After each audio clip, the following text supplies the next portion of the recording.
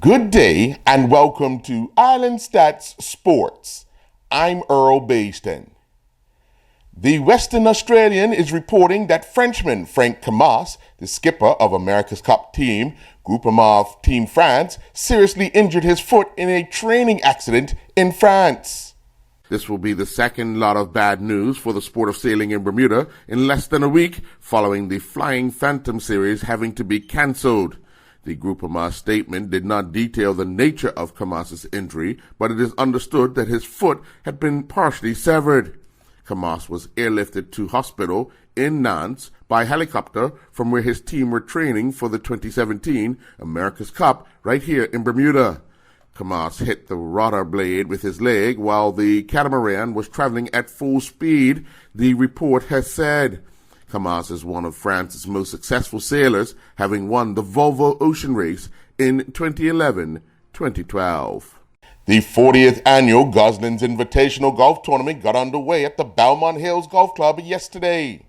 The Open Professional Division is led by Kurt Hannafield of the U.S. and local professional Brian Morris, who both carded 4 under par 66. Brian McCain, Denny Makovich, and Marcialo Santi are one stroke back after a round of 3 under par 67s. The senior professional division has John Brott from USA in at 1 under par 69. He's followed by the defending champion, Donnie Jarvis, who is at 71 plus 1. The amateur division has Mike Hobbs of Canada, a first-time visitor to the Gosling's Invitational, at 3 over par, and he's closely followed by Bermudians Hav Trott and Mark Phillips, who are 4 over par after their rounds of 74. The 2015 BCS IBM Bermuda Squash Rackets Association Club Championships got underway at the Bermuda Squash Rackets Association Club last evening with a full slate of matches taking to the courts. Veteran Murray Brewer needing 5 games to defeat youngster Charlie Riker 11-9, 14-12, 11-13, 9-11, 11-8 in their men's opening first-round match. 1999 and 2000 champion Thomas Sherritt eased into the second round after defeating Matthew Ringer in 3 straight games, 11-6, 11-6, 11-5. Denise Kime defeated Jane Craig in their latest Open Division match in 3 games, 11-9, 11-5, 11-6. And Jane Chapman defeated Claire Medevitt, 11-5, 11-8, 11-8. Recently, Independent Schools Football Association, the ISAF, held trials for South of England for players to attend the Under-18 representative camp at St. George Park later this year. North Village Rams player Conori Scott has been selected to the 10-day camp. Last year, Scott was selected to the Under-16 camp for trials. Scott was the first Bermudian Football Association National Academy player to enroll in the School of Bids in 2013, after the school was recommended by National Academy Director. Several youngsters have joined Scott at Bids over the last few years. It was a big night in the Selwyn Island Basketball League inside the Cedar Bridge Academy Gymnasium that saw a total of 172 points scored in a doubleheader and a previously undefeated team going down. The opening game of the night was considered the game of the week as the previously undefeated Twisters went down to the Flyboys 44-32. Despite the defeat, the Twisters still have the number 1 spot with a 10-1 record, and the number 2 seed Flyboys are now 9-2. Kieran Burgess led the way with 16 points for the Flyboys, and for the first-time losers, Twisters saw Kevin Stevens score 12 points. The second game of the evening saw the Court Kings take on the 1-9 Hoop Stars and defeat them 55-42, moving their record to 6-5 on the season, and they hold down the 4th spot.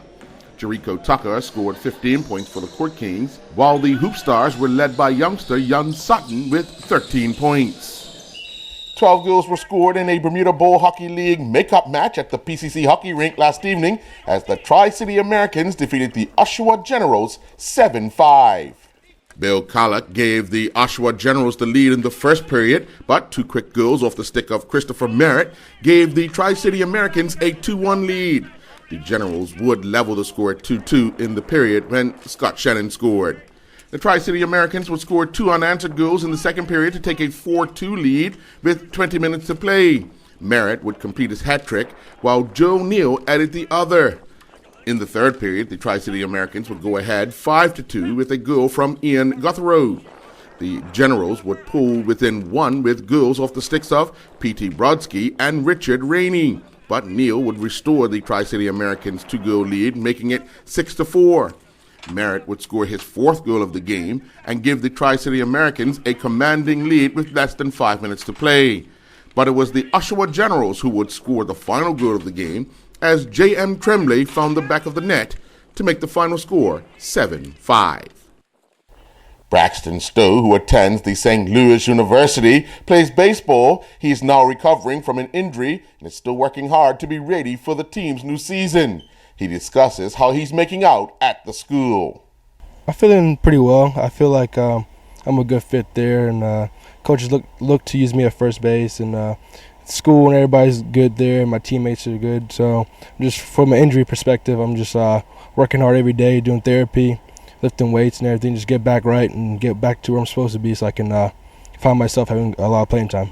Now, you went into the showcase Christmas last year with an injury. A little disappointed you didn't get a chance to really show what the real Braxton Stowe is worth? Exactly. Yeah, it was pretty disappointing. I still went out there on crutches a little bit because, had to go out there at least and perform a little bit. And I was still able to hit a couple of home runs in the home run derby. So it was pretty disappointing, but I made the best of the situation.